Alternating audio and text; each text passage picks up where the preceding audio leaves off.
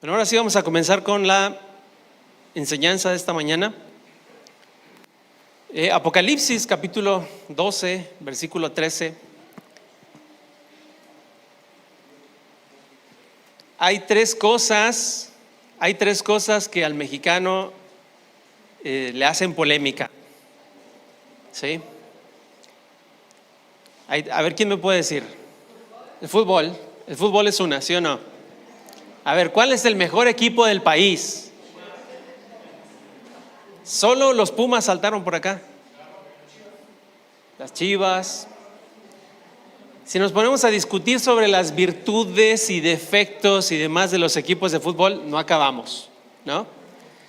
La segunda es la gastronomía. Porque yo como tapatío por adopción, soy de Zacatecas, pero como tapatío por adopción, pienso que la mejor comida del mundo es la carne en su jugo. La mejor comida de México es la carne en su jugo. Ella está de acuerdo, ¿ya ven? ¿Tengo razón, sí o no?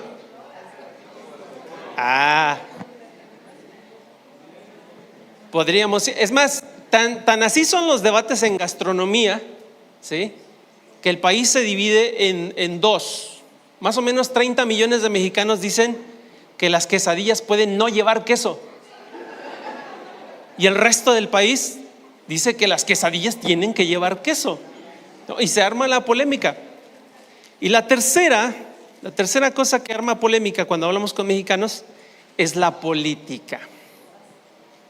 ¿Sí o no?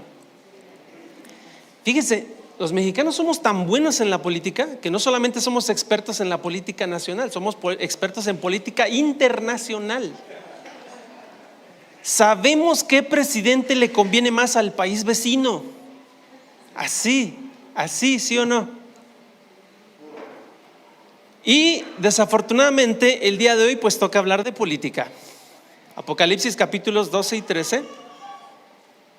Vamos a hablar de política, vamos a hablar de cosas polémicas, pero vamos a hacerlo con altura, considerando el punto de vista de Dios. De repente he escuchado a muchos predicadores que usan el púlpito para alabar a cierto partido político, ¿no? O a ciertas formas de gobierno. No vamos a hacer eso aquí. Vamos a utilizar la palabra de Dios para ver cuál es su perspectiva con respecto a la política, con respecto al gobierno. Hoy vamos a hablar mucho del gobierno, muchísimo. Pero quiero que entienda que ante todas las cosas que vamos a decir del gobierno, prima una cosa muy importante, que es el principio de la autoridad delegada por Dios. ¿Ok? La autoridad delegada por Dios. Romanos capítulo 13 dice que todo creyente debe someterse a sus autoridades porque éstas fueron establecidas por Dios. Por Dios. Y fíjese, lo escribió alguien que vivió bajo el emperador Nerón. ¿Sí? Así que los gobernantes que tenemos hoy en día son una caricatura, son un pan de Dios en comparación a eso. ¿Sí? Entonces, quiero que entienda esto y que mantenga esto como el principio más importante de todo lo que vamos a decir en esta mañana. ¿Sí? Las autoridades fueron establecidas por Dios y nuestra responsabilidad es sujetarnos a ellas siempre y cuando no se opongan directamente a Dios. Ese es el principio, ese es el punto. ¿Sí? Habiendo aclarado estas cosas, pues ahora sí vamos a hablar de política, vamos a hablar de gobierno. ¿Sí? Si yo le hiciera la pregunta de cuál de los sistemas políticos económicos de gobierno que existen es el que está aprobado por Dios, ¿usted qué me diría? Vamos a ponerlo más concreto. ¿Está a favor? ¿Qué es mejor, la monarquía o la república? Yo viví en un país donde hay monarquía, entiendo lo que es eso. ¿Es mejor tener rey o presidente? ¿Es mejor una monarquía constitucional o una democracia oligárquica? ¿Es mejor el socialismo o el capitalismo? Acá hay hermanas que quieren armar polémica, socialismo, me dijeron. La respuesta, hermanos, la respuesta es: ningún sistema de gobierno ha sido establecido y aprobado por Dios, ninguno de los que, por lo menos ninguno de los que vivimos actualmente, ninguno ha sido aprobado por Dios. Entonces, si es así, cabe hacernos otra pregunta: ¿por qué los creyentes nos enamoramos de los representantes políticos al grado de pelear con amigos y con familiares por causa de ellos? ¿No es eso algo peligroso? ¿No es eso algo que habla acerca de dónde está nuestro corazón? ¿Dónde está puesto nuestro corazón? Habla acerca de eso, ¿no? ¿Por qué idolatramos la cultura, hermanos? ¿Por qué idolatramos la cultura y los productos que emanan del gobierno humano como si ello determinara nuestra identidad y propósito? ¿Sí? He escuchado a creyentes defendiendo actividades pecaminosas en nombre de la cultura. Es que eso en mi país es cultural. No lo podemos ver como pecado, es cultural. No, hermanos, si la Biblia dice que es pecado, es pecado. La cultura, déjeme decirlo, déjeme aclararlo, la cultura no es algo que haya emanado de Dios. No emanó de Dios, y lo vamos a ver detenidamente. Entonces, si las formas de gobierno, si las culturas, si las cosas que emanan del gobierno humano no vienen de Dios, ¿por qué las idolatramos de esa manera? ¿Por qué las defendemos de esa manera? ¿Por qué las amamos de esa manera?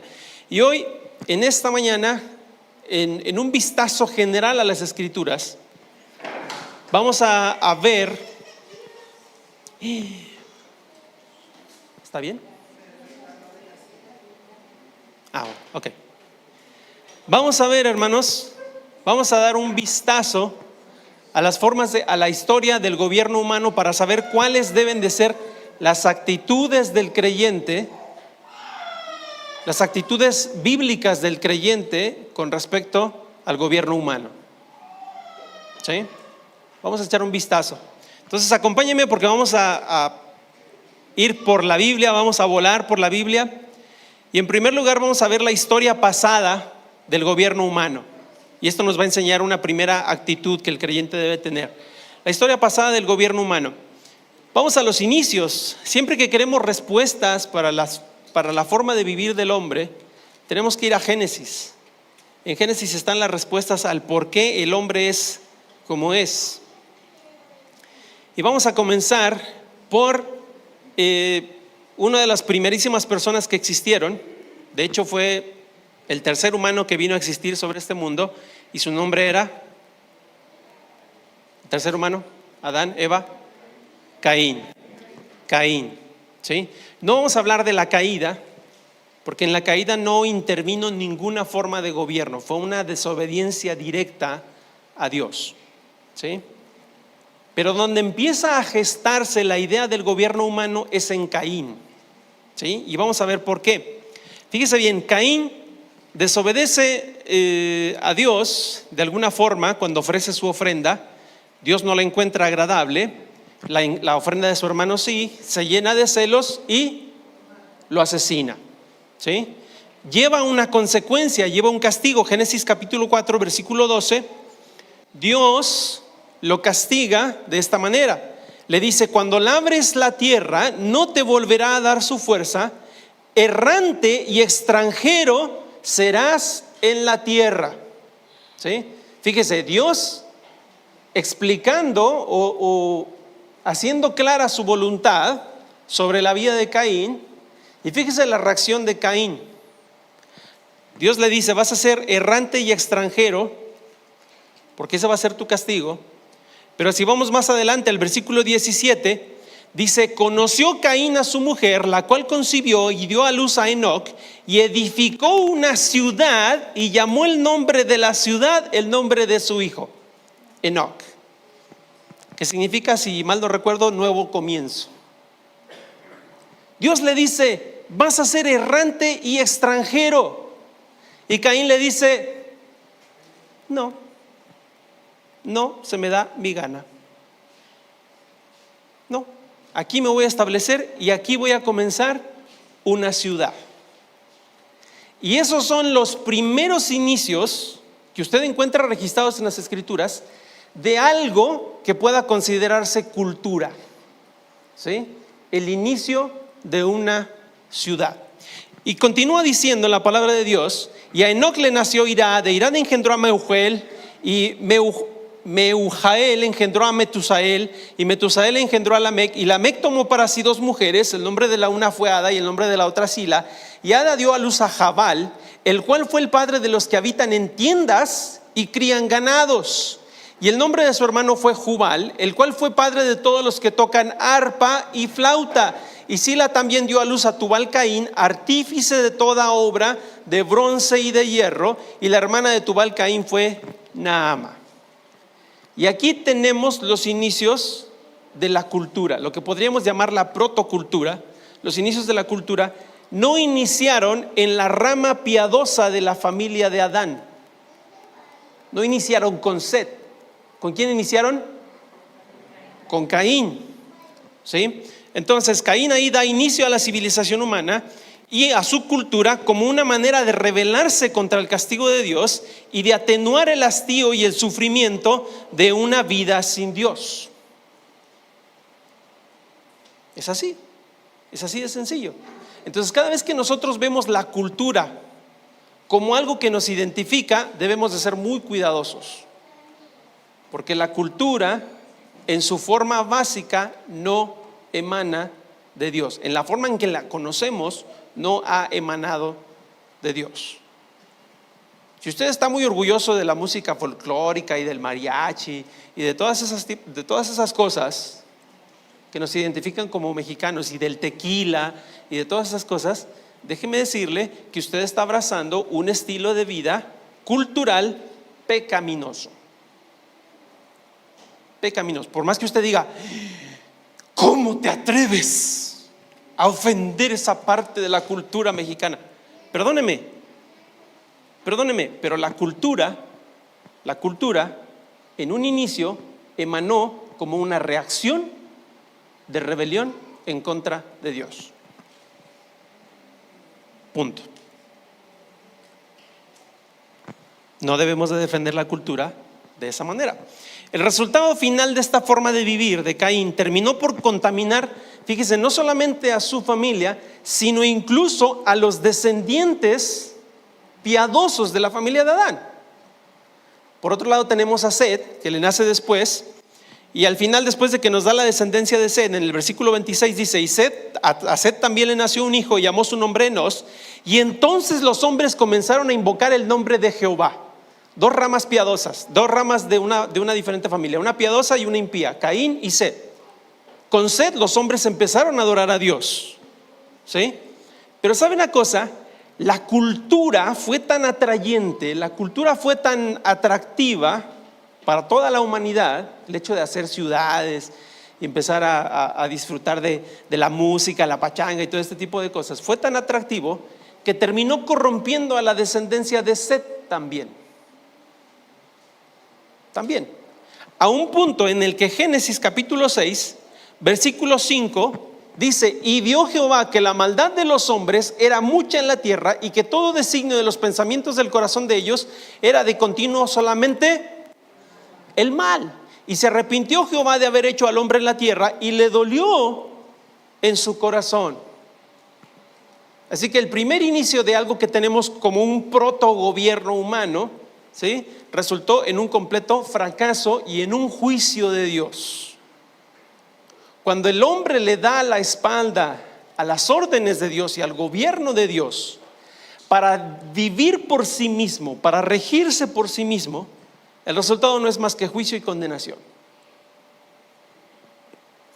Así que Dios terminó con todos, excepto con un hombre piadoso que se mantuvo separado de esta cultura para Dios. ¿Y ese hombre piadoso fue? Noé. Dios rae la tierra y después viene una segunda oportunidad. Después de borrar la maldad reinante, en Génesis capítulo 9 versículo 1, Dios da una orden. Bendijo Dios a Noé y a sus hijos y les dijo: fructificad y multiplicaos y ¿qué cosa? llenad la tierra, una orden bien clarita. Fructifiquen, multiplíquense y dispérsense por todos lados. ¿Es una orden muy difícil? ¿Es muy complicada de entender? No. Pero ¿sabe una cosa? No pasaron ni dos generaciones siquiera, cuando se levanta de nuevo un gobierno humano. Otra vez, un gobierno humano. Capítulo 10, versículo 9 dice: y hablando de Nimrod, que llegó a ser el primer poderoso en la tierra, era un vigoroso cazador delante de Jehová. Y esta frase, delante de Jehová, también se puede traducir como que se oponía a Jehová. ¿Sí? Era un poderoso cazador que se oponía a Jehová. Entonces ahí se levanta una nueva forma de gobierno con Nimrod. Y hace mucho hablábamos de que con Nimrod y con su esposa se originó la primera religión del mundo, ¿verdad? Hablábamos de eso. Pero no solamente eso, ahí se originó el primer gobierno, realmente dicho, en forma, el primer gobierno de la humanidad. Ahí es donde inició el gobierno humano. Lo de Caín fue más o menos como un experimento, pero aquí fue un gobierno, fue una persona que reunió a todos a su alrededor, no solamente a su familia, a todos a su alrededor, y los puso a trabajar con un objetivo en común, ¿sí? El gobierno humano. ¿Qué pasó? Este gobierno humano, Dios había dicho: multiplíquense, fructifiquen y llenen la tierra, espárzanse.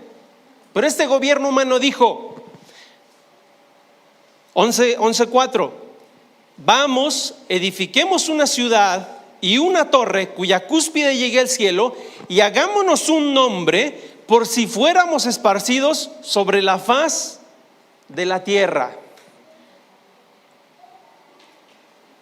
Dios dice: espárzanse, y el gobierno humano dice: no nos vamos a esparcir. Segunda oportunidad, segundo fracaso. Vino el juicio de Dios y dice: ¿no se esparcen? Muy bien, cada quien va a hablar una lengua diferente. Y ahí tenemos el origen de los lenguajes, ¿sí? No se pueden entender unos a otros y se esparcen. Bueno, finalmente viene juicio sobre Dios. Siguiente oportunidad para Dios. Dios dice: bueno, ya se ve que todos en conjunto no quieren someterse, me voy a hacer un solo pueblo, por lo menos un solo pueblo que acepte mi gobierno. Y entonces llama a un hombre llamado Abraham, ¿verdad? Y lo llama a separarse. Génesis capítulo 12 versículo 1 dice: pero Jehová había dicho a Abraham: vete de tu tierra y de tu parentela y de la casa de tu padre a la tierra que yo te mostraré. Sal de ese gobierno impío, sal de ese lugar en donde estás viviendo, y yo te voy a mandar a vivir, te voy a llevar a vivir al lugar que yo te determine, y ve. Y entonces, en obediencia, ahí comenzó algo nuevo. Ahí comenzó un hombre separado del gobierno humano, un pueblo separado del gobierno humano. Pero fíjese una cosa interesante: siempre que Abraham o alguien de su gente buscó refugio en el gobierno humano, la cosa salió mal. ¿Qué pasó? Hubo hambre una vez y dijo Abraham: bueno, me voy a Egipto, refugio en el gobierno, me voy a Egipto. ¿Le fue bien? No le fue bien. En una segunda ocasión se trajo a uno de su familia. Dios le dijo que saliera él solo, pero se trajo a Lot. Hay problemas entre ellos y dijeron: separémonos. ¿A dónde se va Lot? Refugio en el gobierno humano. Se va a Sodoma y a Gomorra. ¿Terminó bien eso? No. Otra vez vuelve a haber hambre en la tierra. Otra vez busca a Abraham refugio, esta vez en Gerar. ¿Salió bien eso? No. Finalmente, los descendientes de Abraham, Isaac, Jacob, José. Dios usa a José para librar al pueblo del hambre, ¿sí? Pero en ningún momento Dios les ordena que se refugien en Egipto. No. Dios en un punto le dice a Jacob: si quieres subir, sube. Yo te voy a proteger, yo te voy a cuidar y te voy a hacer una nación grande allá donde vas a estar. Pero Dios no le dio la orden.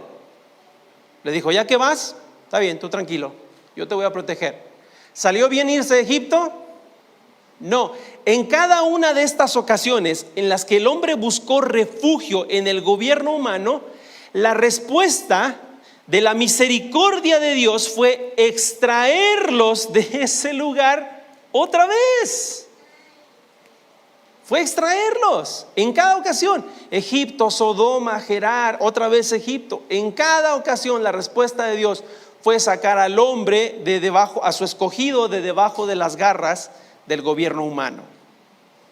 ¿Sí me va entendiendo? Cada ocasión, cada ocasión. Cuando Dios saca a Israel de Egipto, nace un gobierno genuinamente teocrático y justo. Deuteronomio capítulo 10, versículo 17.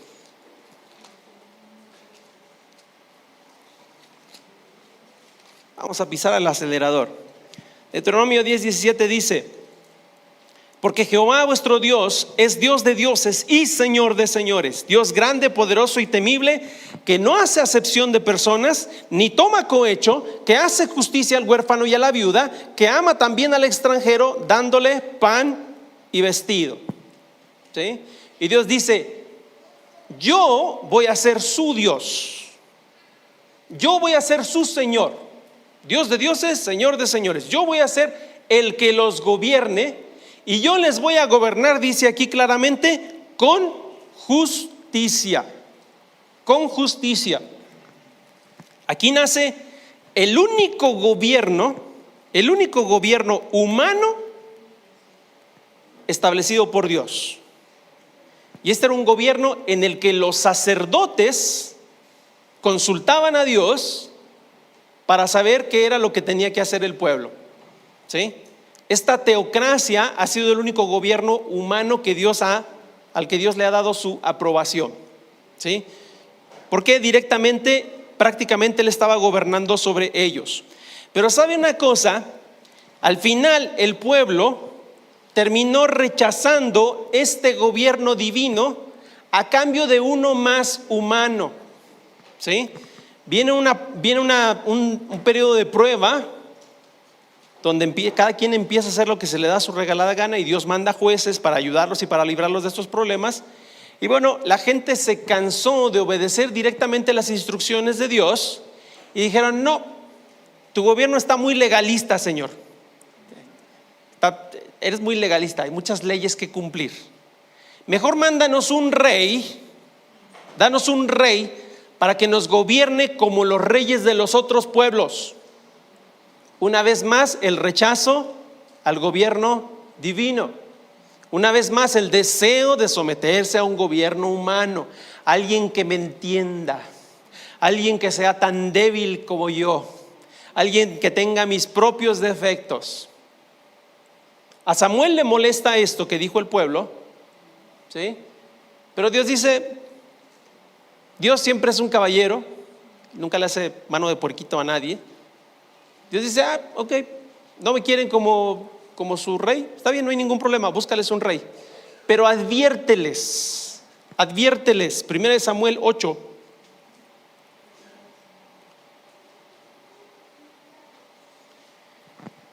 Versículo 11: el rey que reinará sobre vosotros tomará a vuestros hijos y los pondrá en sus carros y en su gente de a caballo para que corran delante de su carro, y nombrará para sí jefes de miles y jefes de 50. Los pondrá a sí mismo que aren sus campos y cieguen sus mieses, y a que hagan sus armas de guerra y los pertrechos de sus carros. Tomará también vuestras hijas para que sean perfumadoras, cocineras y amasadoras. Asimismo tomará lo mejor de vuestras tierras, de vuestras viñas y de vuestros olivares, y lo dará a sus siervos. Diezmará vuestro grano y vuestras viñas para dar a sus oficiales y a sus siervos. Tomará vuestros siervos y vuestras siervas, vuestros jóvenes y vuestros asnos, y con ellos hará sus obras. Diezmará también vuestros rebaños y seréis sus esclavos. Y clamaréis aquel día a causa de vuestro rey, que os habréis elegido, mas Jehová no os responderá en aquel día. ¿Quieren gobierno humano? Ahí está. ¿No le parece esta descripción que Dios da sobre estos reyes calcada de lo que son los políticos? ¿No le parece? Eso es el gobierno humano. Y de eso estamos tan enamorados. El único gobernante que resultó bien de esto fue el rey David. Y llegó a ser un hombre conforme al corazón de Dios. ¿Sabe por qué? Porque en todo lo que él hacía consultaba a Dios. Léalo en los libros de Samuel, de Reyes, de Crónicas. Todo lo que él hacía, él no movía un dedo sin preguntarle primero a Dios. Y si Dios decía no, no lo hacía. Y las veces que se equivocaba y lo hacía, él nunca decía, no, es que fue el pueblo, fue culpa de ella. ¿Para qué se baña ahí cuando yo estoy aquí en el palacio? ¿No? Cuando pecó con Betsabé. Las veces que se equivocó, él no dijo, fue culpa de alguien más. Él dijo, contra ti solo he pecado y he hecho lo malo delante de tus ojos, para que seas reconocido justo en tus caminos y tenido por puro en tus juicios. Tú estás bien, yo estoy mal. Y en Hechos capítulo 13, versículo 22, cuando se establece el gobierno de David, Esteban dice de David, este hará todo lo que yo le mande, este hará todo lo que yo quiera. Esa era la percepción de Dios con respecto a David. Entonces, fíjese bien, el consenso general es este. Dios no estableció el gobierno humano, que nos quede claro. Dios no estableció ni el capitalismo, ni el socialismo, ni ninguna otra de esas tonterías. Dios no estableció ninguna de esas cosas. Unas son más demoníacas que las otras. Pero Dios bendice al gobierno humano cuando el gobierno humano se somete a él. Esa es la conclusión.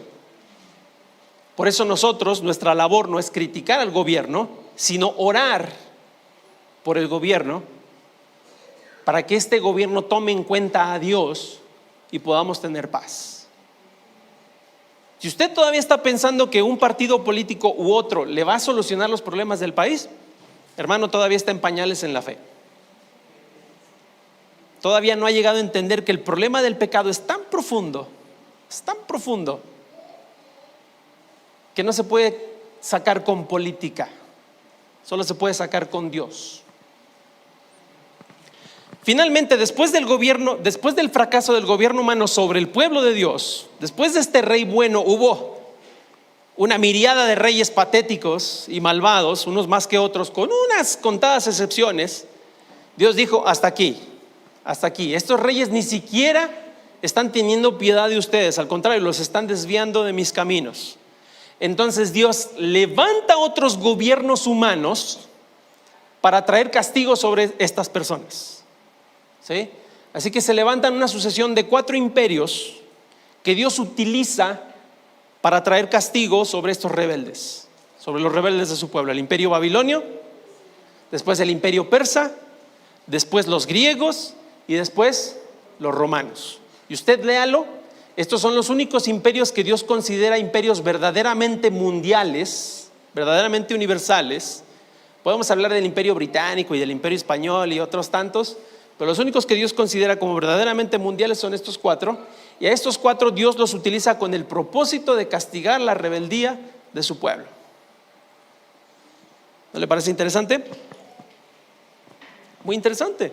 A este último reino, a este último imperio, el imperio romano, Dios lo utiliza cuando le ofrece por una última vez restablecer un reino humano, esta vez con un rey perfecto, con el Hijo de Dios. El mismo Hijo de Dios viene al pueblo de Israel a ofrecerle la posibilidad de restablecer el reino humano. ¿Y qué pasó? Lo rechazaron otra vez. Juan capítulo 1, versículo 11, a lo suyo vino a establecer el reino y los suyos no le recibieron. Muy bien, Roma, hazte cargo. 40 años después del rechazo del Mesías, Roma viene y destruye completamente a Jerusalén y dispersa a los judíos por todo el mundo. Nunca más se volvieron a juntar hasta el siglo pasado. Vamos a hacer una aclaración, porque vamos a hablar de Roma.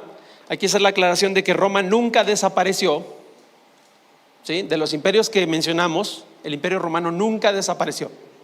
Si usted lee un poquito de historia, el imperio romano se dividió, se debilitó, se transformó, pero nunca desapareció. Siempre ha estado presente de una forma o de otra en medio de nosotros, a través de las leyes, a través de la religión, a través de las formas de gobierno que tenemos hoy en día. El sistema, el imperio romano sigue presente. Y aquí llegamos a Apocalipsis capítulo 12. Pero la conclusión de este punto, hermanos, es que desde la perspectiva de Dios no deberíamos de emanar al gobierno humano ni los espejitos que nos ofrece para traficar con nuestras almas. El gobierno humano le ofrece seguridad, le ofrece bienestar, entre comillas, le ofrece cultura. Usted nómbrelo, todas las comodidades que tenemos gracias a vivir en una sociedad civilizada. Y esas comodidades, déjeme decirle, no vienen directamente de Dios. Vienen de la unión de todos los humanos para rebelarse en contra del gobierno de Dios. Entiéndalo. Entiéndalo. Por esa razón, la advertencia es clara: no améis al mundo ni las cosas que están en el mundo. ¿Quiere una conclusión más clara que esa? ¿Cuál debe ser la primera actitud del creyente con respecto al gobierno humano? No amarlo. No lo ame. El gobierno humano está profundamente enraizado en rebelión contra Dios. No lo ame. Vivimos bajo ese gobierno. Nos sometemos a ese gobierno por la autoridad de Dios, no porque el gobierno se lo merezca. Eso debe de quedar claro. Y por lo tanto no debemos de estar agradecidos profundamente con el gobierno por el dinerito que nos da de vez en cuando, o por esta cosa, o por lo otro, o por aquello. No. Todas esas son solamente distracciones para mantenernos alejados del objetivo principal en nuestras vidas, que es glorificar a Dios. Ahora vamos a capítulo 12 de Apocalipsis. Se hace un resumen de todo esto que le mencioné yo ahorita en capítulo 12, pero esta vez desde la perspectiva espiritual.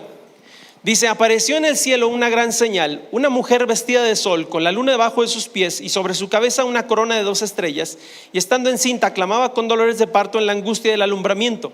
También apareció otra señal en el cielo: he aquí un gran dragón escarlata que tenía 7 cabezas y 10 cuernos, y en sus cabezas 7 diademas, y su cola arrastraba la tercera parte de las estrellas del cielo, y las arrojó sobre la tierra. Y el dragón se paró frente a la mujer que estaba para dar a luz, a fin de devorar a su hijo tan pronto como naciese.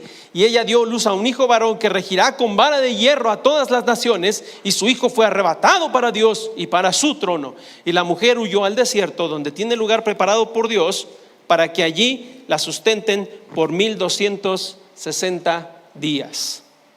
De una manera magistral, Dios resume toda la historia de la humanidad en una batalla: la batalla del dragón contra la mujer.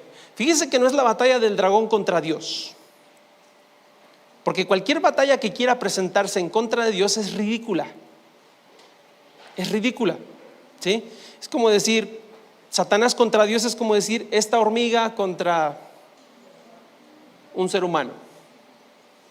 No, entonces no es la batalla de Satanás. Dios no emprende una batalla contra Dios, ¿sí? Se rebela contra Dios, trata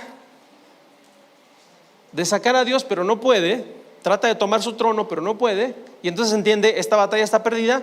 No puedo ganarle a Dios, pero sí puedo destruir a su máxima creación. ¿A quiénes? A los seres humanos. Si yo destruyo a los humanos, se acabó.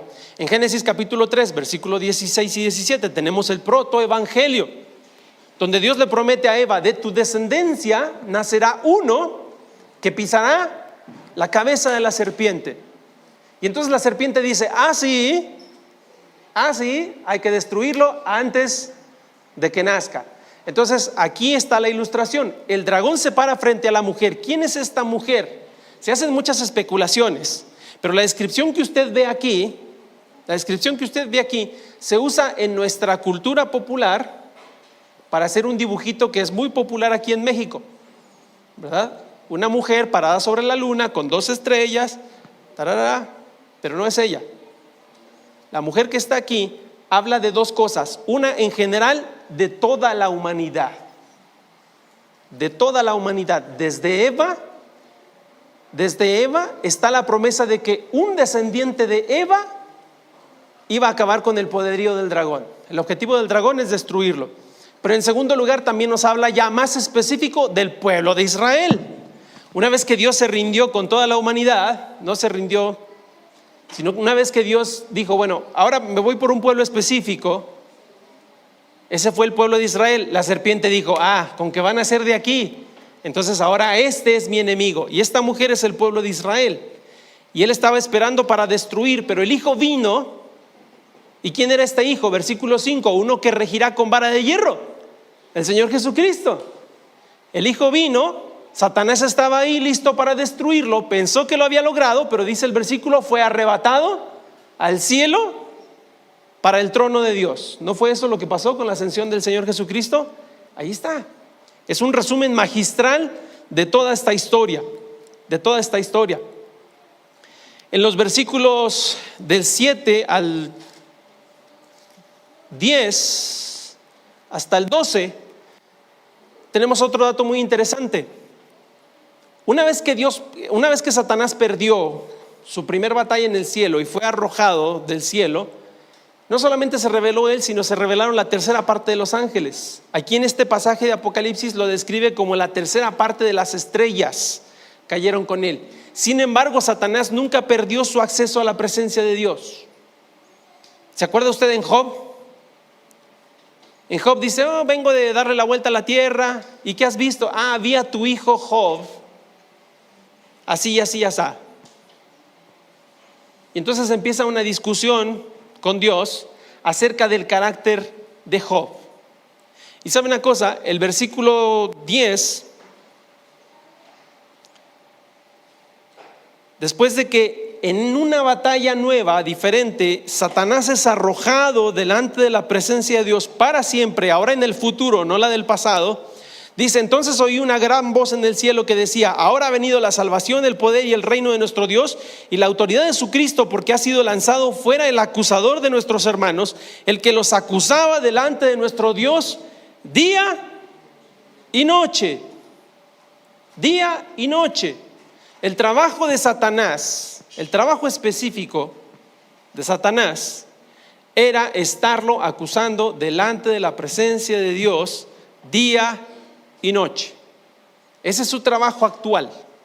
Usted cuando algo le va mal en la vida no le diga, ay, cochino Satanás, sácate de aquí. No, Satanás no está ahí atendiendo sus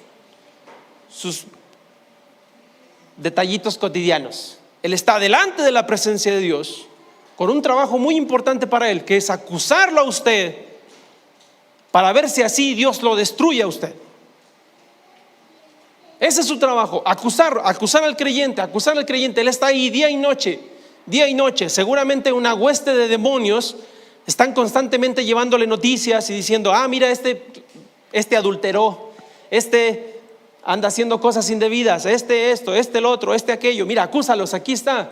Y él tiene ya todo su sistema de fiscal y de espías con el único objetivo de acusarlo a usted delante de la presencia de Dios todo el tiempo, para ver si así Dios se cansa de usted y lo destruye. Ese es su objetivo. Ahora, ¿no le parece triste que siendo el trabajo de Satanás acusar a los hermanos, a veces haya cristianos que quieren hacerle la competencia? El chisme es algo terrible en la iglesia. Es algo terrible. Y cada vez que nosotros caemos en el chisme, mira, te voy a contar algo, pero no es chisme, es para que ores por él. Le ponemos el componente piadoso, ¿no? Pero estamos haciendo exactamente la misma labor a la que está dedicado Satanás. Hermano, no le quite su trabajo al diablo. Dedíquese a lo suyo, dedíquese a interceder por su hermano, no a dispersar el chisme. Satanás es expulsado del cielo, definitivamente, y entonces emprende una guerra en contra, como ya no puede acusarnos delante de Dios, ya no tiene acceso al cielo, dice, bueno, entonces ahora con mis propios recursos, como no logré convencer a Dios de que destruyera la humanidad, con mis propios recursos lo voy a hacer yo.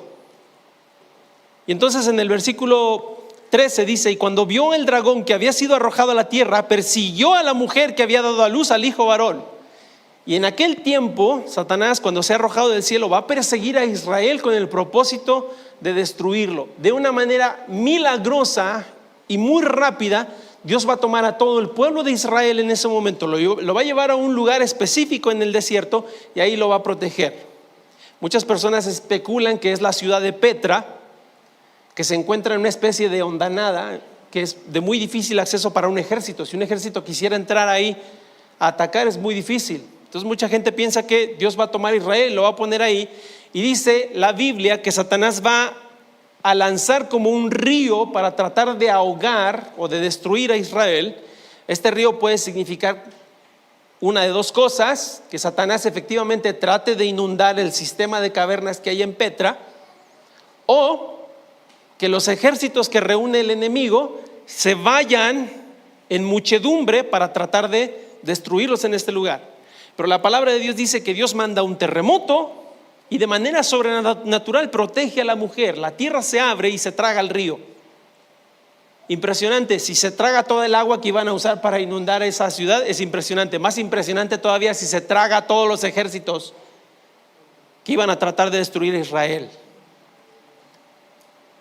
Y cuando vio que no pudo destruir a la mujer, versículo 17, entonces el dragón se llenó de ira contra la mujer y se fue a hacer guerra contra el resto de la descendencia de ella, los que guardaban los mandamientos de Dios y tienen el testimonio de Jesucristo.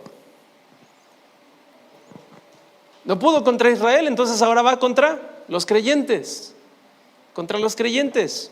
Y yo supongo que en las predicaciones anteriores ya los ubicaron en un plano de lo que va a ser la tribulación. Cuando estuvieron hablando de los sellos y de las trompetas y de todo esto. Bueno, ahora en este preciso momento, cuando inicia el capítulo 13, nos encontramos específicamente en la mitad de la tribulación. ¿Sí? Es en la mitad de la tribulación cuando Satanás es arrojado del cielo, y es en la mitad de la tribulación en donde aparece un personaje muy siniestro que se conoce como la bestia. Ojo, la bestia como tal, ¿sí?, aparece aquí, pero antes ya había sido encarnada o ya había sido presentada en el capítulo 6, en el primer jinete blanco, en el primero de los sellos, ¿se acuerda? Y salió un caballo blanco con un hombre montado en él, al que se le dio una corona y un arco, y salió venciendo y para vencer. Si se quedó con la idea de que el Señor Jesucristo no puso atención a la predicación, ese jinete blanco era el anticristo, un líder político, un humano con capacidades extraordinarias, que durante 3 años y medio utiliza la diplomacia para lograr el control del mundo. Pero en este punto del Apocalipsis, este anticristo, este líder humano, se convierte en una bestia. Y muchos especulan que cuando Satanás cae a la tierra, la forma de hacer guerra es que él toma posesión demoníaca. Satanás en persona toma posesión demoníaca del anticristo, que se ofrece tranquilamente, dice: sí, cómo no, aquí estoy a tu disposición. Versículo 13, capítulo 13, me paré sobre la arena del mar y vi subir del mar una bestia que tenía 7 cabezas y 10 cuernos, y en sus cuernos 10 diademas, y sobre sus cabezas un nombre blasfemo. Les voy a hacer 2 preguntas que yo escucho frecuentemente de creyentes con respecto al anticristo. Las 2 preguntas que más frecuentemente escucho con respecto al anticristo son estas: ¿está el anticristo ya entre nosotros? Ahora, durante la pandemia, no me diga que eso no le cruzó por la cabeza. ¿Sí o no? Con todas las noticias y las cosas de las que se hablaban. No, la vacuna es el medio. La vacuna tiene el 666, es la marca de la bestia. ¿No será que ya el anticristo está por ahí? ¿No? Y la otra pregunta es, ¿cómo lo reconozco para que no me engañe? La respuesta a estas dos preguntas nos va a llevar a la segunda actitud que el creyente debe tener con respecto al poder del mundo. ¿Sí? ¿Por qué es relevante el gobierno humano con el anticristo? Porque el anticristo va a ser el gobernante supremo de la humanidad. La época dorada del gobierno humano, donde el gobierno humano va a alcanzar su mayor esplendor, su mayor apogeo y su mayor control, va a ser durante la tribulación. Entonces, a la primera pregunta, hermanos, de ¿está el anticristo ya entre nosotros? Déjeme decirle que la respuesta es sí. Sí, ya está entre nosotros. Y antes de que me empiece a apedrear por hereje, ¿verdad? Si el hermano ya va a decir que el año que entra ya viene el Señor. No. Ponga atención. Le dije que vamos a ir a las Escrituras, ¿ok? Vamos a ir a las Escrituras.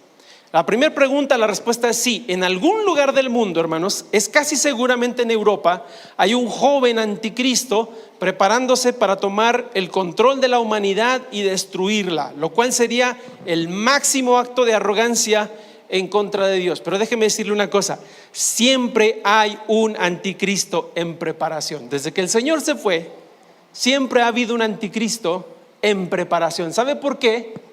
Porque Satanás no sabe cuándo el Señor va a regresar. Entonces él tiene que estar listo. Él tiene que estar listo para en cuanto esto ocurra. ¿Sí? Y entonces todo el tiempo ha habido una camada de anticristos, dice el apóstol Juan. Ya muchos anticristos han venido. No son el definitivo, pero ya muchos anticristos han venido. Segunda de Tesalonicenses capítulo 2 versículo 7 dice, porque ya está en acción, fíjese, hace 2000 años dijo el apóstol Pablo, ya está en acción ahorita el misterio de la iniquidad, solo que hay quien al presente lo detiene hasta que a su vez él se ha quitado de en medio. ¿Sabe quién detiene al anticristo? El Espíritu Santo. ¿Y sabe en quién mora el Espíritu Santo? En nosotros. De una forma muy indirecta, quiero que entienda esto. Si usted es un verdadero hijo de Dios, ¿sí? Si usted es un verdadero hijo de Dios, entienda esto. El anticristo no se va a aparecer mientras usted esté aquí sobre la tierra. Porque mientras usted esté aquí sobre la tierra, el Espíritu Santo está en su corazón y Él es el que detiene la aparición del anticristo. La iglesia colectivamente es ese ser que detiene la aparición del anticristo. Entonces, lo segundo con respecto al poderío humano, con respecto al poder del gobierno humano, es, lo primero es que no debemos amarlo, y lo segundo, hermano, es que no debemos temerlo. Usted no debe de vivir mordiéndose las uñas y, ya vendrá el anticristo, ahí se serán las señales, ay, la cosa se está poniendo muy fea, ay, Señor, ven pronto.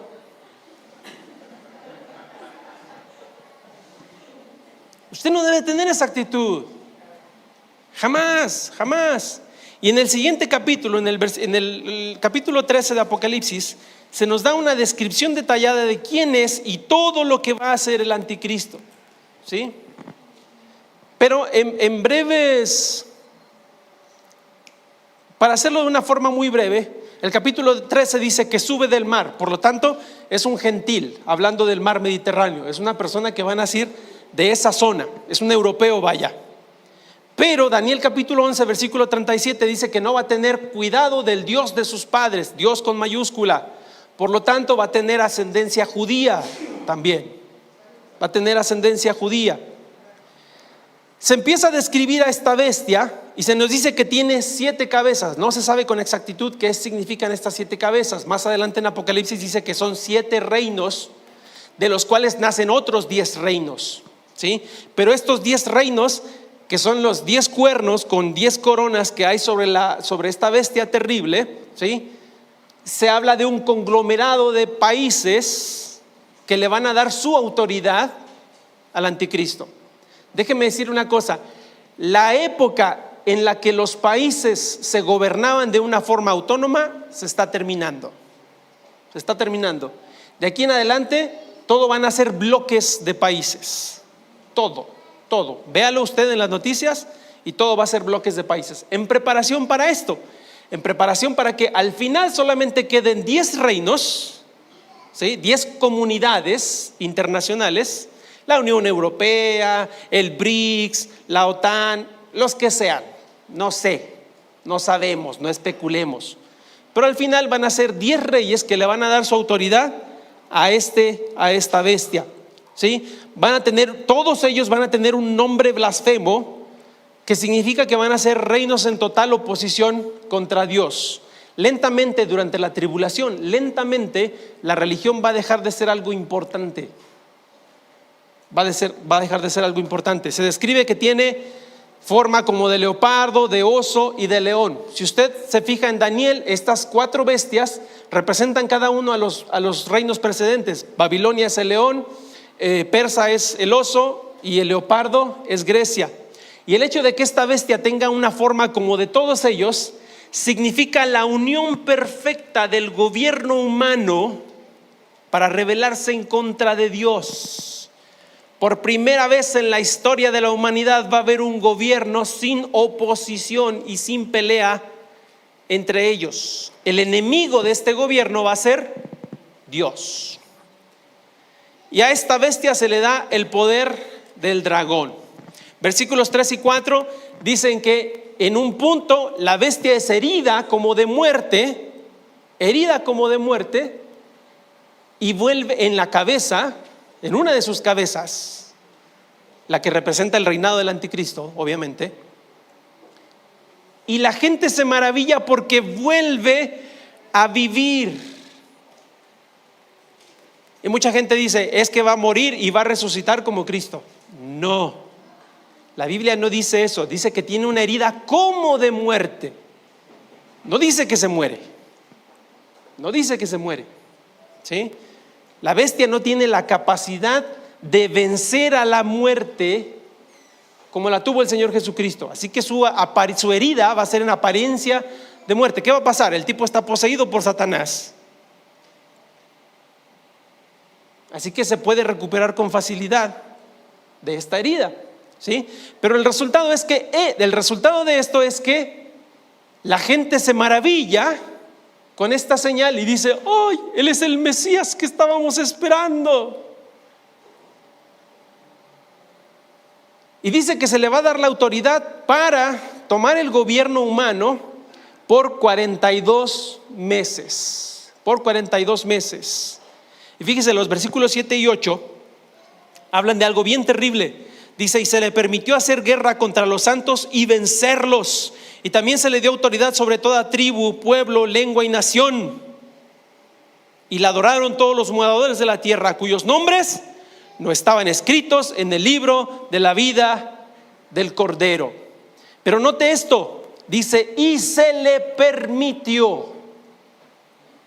La gran cantidad de poder que va a amasar esta bestia no viene de él. ¿Sabe de quién viene? De Dios. ¿De dónde viene la autoridad? De Dios. Incluso la autoridad de los gobiernos malignos, completamente satánicos, ¿de dónde viene? De Dios. Ellos no pueden hacer absolutamente nada sin el consentimiento del Dios Todopoderoso. Y eso mismo pasa con esta bestia. Rápidamente aparece otra bestia, la bestia de la tierra, y esta otra bestia es un personaje que en Apocalipsis 19:20 se le llama el falso profeta. Se nos da una descripción rápida también y dice que sube de la tierra, así que en contraste de la que sube del mar, ¿sí? Esta no viene de entre los gentiles, probablemente un judío, sube de la tierra, tiene cuernos como de cordero, lo que indica su carácter engañoso. El Señor Jesucristo dice: vendrán lobos rapaces vestidos de ovejas. Y no solamente va a venir vestido, hasta los cuernos va a tener. Dice, además habla como dragón. Va a aparecer como un corderito, pero va a hablar con la autoridad y el poder engañoso del dragón. ¿Se acuerda de aquellos magos que Moisés tiró la vara que Dios le ordenó y creó una serpiente? Y después vinieron otros magos y también dijeron: nosotros también hacemos lo mismo. ¿Y cómo respondió Dios? La serpiente de Moisés se comió a la serpiente de los falsos, ¿sí? La autoridad delegada al engañador nunca va a ser superior a la autoridad de Dios. Y este hombre, ya concluyendo, este hombre va a engañar al ser humano, porque dice que su propósito va a ser que todos adoren a la bestia resucitada. Y esto es algo muy interesante, ¿sí? Porque aquí se completa una trilogía satánica muy poderosa. Primero tenemos al dragón, y luego tenemos a la bestia, y finalmente tenemos al falso profeta. Y como Satanás siempre quiere imitar a Dios, dice: bueno, Dios es un Dios trino, yo también me voy a hacer mi trinidad, ¿sí? Aunque aquí el concepto no es el mismo, porque ellos no son uno solo, como lo es Dios, ¿sí? Pero ahí se completa esta trilogía satánica. Y el falso profeta tiene exactamente, o se arroga el mismo propósito que tiene el Espíritu Santo. ¿Cuál es el propósito del Espíritu Santo? Traer gloria a Cristo, ¿sí? Él llama la atención sobre sí mismo. El Espíritu Santo quiere que lo adoremos, que lo veneremos, no. El Espíritu Santo quiere que adoremos a Cristo. Y así este falso profeta va a querer hacer lo mismo. Va a querer hacer lo mismo, que todos adoren a la bestia. Y lo va a hacer con 3 recursos. Uno muy importante: señales. Incluso se le va a dar autoridad para hacer caer fuego del cielo. En segundo lugar, va a convencer a todos los seres de la tierra para que construyan una imagen en honor a la bestia que resucitó. ¿Se recuerda de esto? Ya pasó antes. Nabucodonosor. ¿Cuál era el propósito de la imagen en Babilonia? Probar quién era adorador del Dios viviente. ¿No era el propósito? El propósito de esta imagen es el mismo.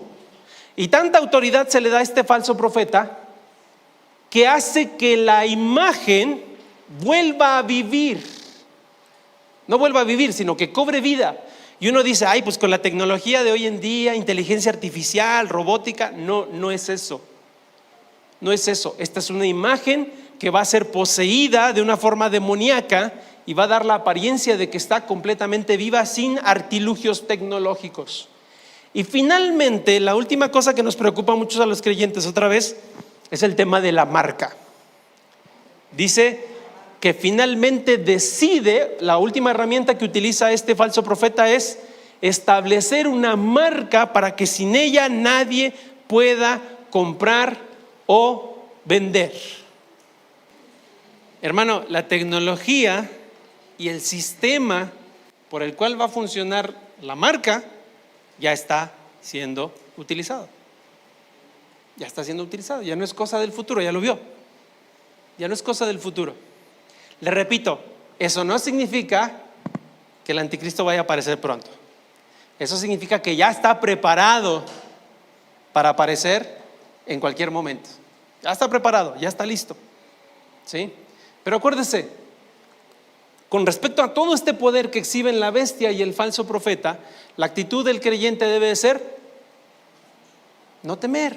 Usted no se preocupe. Usted preocúpese de una sola cosa: de su salvación y de la de sus seres queridos. Preocúpese de eso nada más. Porque si usted es salvo, si usted ya recibió a Jesucristo como su Salvador, entonces usted no va a atravesar por estas cosas. No quiere decir que no vayamos a pasar por persecución. Eso debe de quedarnos claro, ¿sí? Quizá el anticristo no nos va a perseguir, pero los anticristos pueden hacerlo, y ya lo han hecho muchas veces, lo están haciendo en la actualidad, ¿sí? ¿Sabe usted cuál es la religión más perseguida del mundo? Es el cristianismo. Millones de personas mueren por la causa de Cristo cada día, pero nosotros no estamos esperando al anticristo. Tito capítulo 2 versículo 12 al 13 dice que nosotros estamos esperando la esperanza, que nosotros tenemos la esperanza bienaventurada. ¿Es el anticristo una esperanza bienaventurada? No, nosotros esperamos de los cielos el regreso de nuestro Señor Jesucristo. Así que la segunda actitud del creyente es no temer al poderío humano, porque a nosotros se nos ha dado el poder para vencer a este sistema satánico. Intencionalmente me brinqué un versículo, pero en Apocalipsis capítulo 12, versículo 11, nos dice que el creyente verdadero no debe temer al poderío del gobierno humano, sino enfrentarlo, porque ya le han sido dadas por la gracia de Dios los elementos para poder vencer a Satanás y a su gobierno. Fíjense en el versículo 11, qué hermoso, dice: y ellos le han vencido por medio de la sangre del Cordero y de la palabra del testimonio de ellos, y menospreciaron sus vidas hasta la muerte. Y Satanás está acusándonos día y noche, día y noche, día y noche, y un día va a ser expulsado. Y cuando sea expulsado, la gloria va a venir a Dios para decir: ha sido expulsado el que acusaba a nuestros hermanos día y noche. A usted y a mí, él nos acusaba día y noche. Pero la Biblia continúa diciendo: y ellos, y está hablando de usted y de mí, ellos le han vencido por tres cosas. Número uno, por medio de la sangre del Cordero. Hebreos capítulo 10, versículo 9, lo leímos hace un ratito. La sangre del Cordero nos dio acceso al lugar santísimo. Todos los recursos de Dios ahora son nuestros recursos. Por eso le digo que si usted ha nacido de nuevo, no se preocupe. Si usted ha nacido de nuevo, entre al lugar santísimo y eche mano de los recursos de Dios para vencer al mundo, para vencer a la tentación, para vencer a la opresión, para vencer a la persecución. Lo que usted necesita para vencer en cualquier aspecto de su vida, lo tiene por la sangre del Cordero.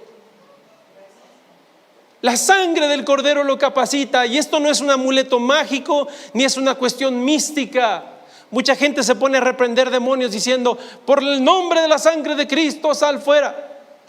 No se trata de eso, se trata de la relación íntima que nos ofreció la sangre de Cristo cuando Él murió por nuestros pecados. La relación íntima que ahora podemos tener con Dios, de hablar con Él cara a cara y tener de Él cualquier cosa que necesitemos. Ese es el poder grandioso de la sangre de Cristo. Pero hay otra cosa que nos destaca. Hay otra cosa que ha hecho que el cristianismo sea una fuerza imparable. Y dice: el testimonio de la palabra de ellos. Le vencieron por la sangre de Cristo y le vencieron también por la palabra de su testimonio. El apóstol Pablo en Romanos capítulo 1, versículo 16, dice: porque el evangelio es poder de Dios para todo aquel que en él cree, al judío primeramente y también al griego.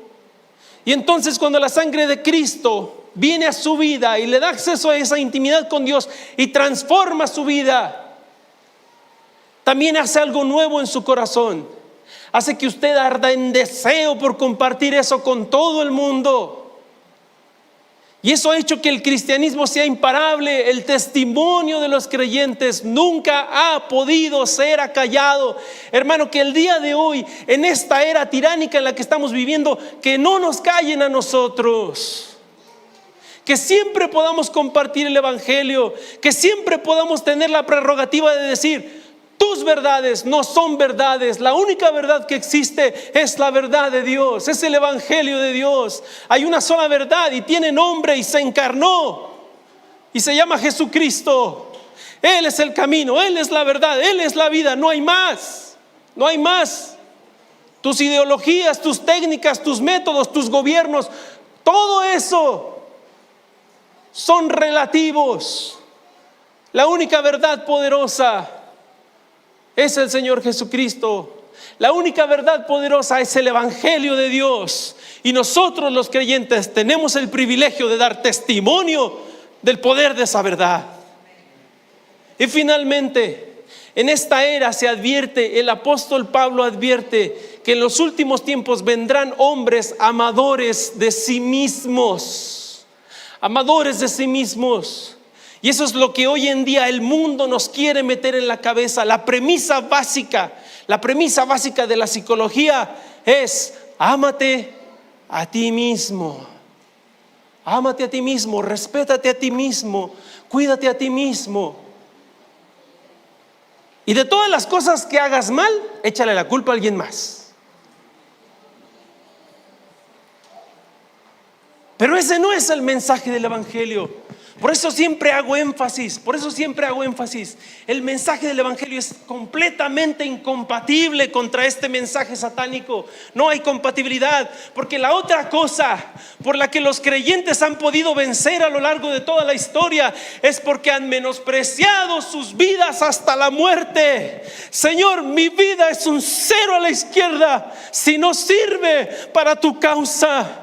Mi vida es un cero a la izquierda si no sirve para traerle gloria a tu nombre, para traerle honra a tu nombre. Yo no sirvo de nada, mis títulos no sirven de nada, mi apreciación personal no sirve de nada, mi percepción personal no sirve de nada si mi vida no está aquí para rendirla a tus pies. El Señor Jesucristo dijo: y cualquiera que quiera venir en pos de mí, que dice, ámese a sí mismo, niéguese a sí mismo, tome su cruz y sígame. Porque cualquiera que quiera perder su vida, cualquiera que quiera ganar su vida, la perderá. Pero el que la pierda por causa de mí y de mi evangelio, dice en Marcos capítulo 8, ese la va a ganar. Ese va a tener la victoria. Y en las cartas de Apocalipsis leemos una y otra vez en cada una de las 7 cartas de Cristo a la iglesia: y el que venciere recibirá esto, el que venciere recibirá el otro, el que venciere recibirá aquello. Y uno de repente dice: Señor, ¿voy a vencer o no voy a vencer? Y la respuesta está en Juan capítulo 4. Dice: y esta es la victoria que vence al mundo, nuestra fe. Nuestra fe es preciosa, hermanos. Nuestra fe es grande. Nuestra fe no puede ser menospreciada. La sangre de Jesucristo, el testimonio del Evangelio son tan poderosos que nuestra vida no importa en comparación a ellos. Nuestra vida no importa. Debemos de menospreciarla hasta la muerte en comparación a todo lo que ofrece el Evangelio. El mundo no ofrece nada. En comparación a todo lo que ofrece el poder de Dios, el poder del mundo no es nada. No amemos al mundo, no le temamos al mundo, enfrentemos al mundo con el poder de Dios. Dios les bendiga.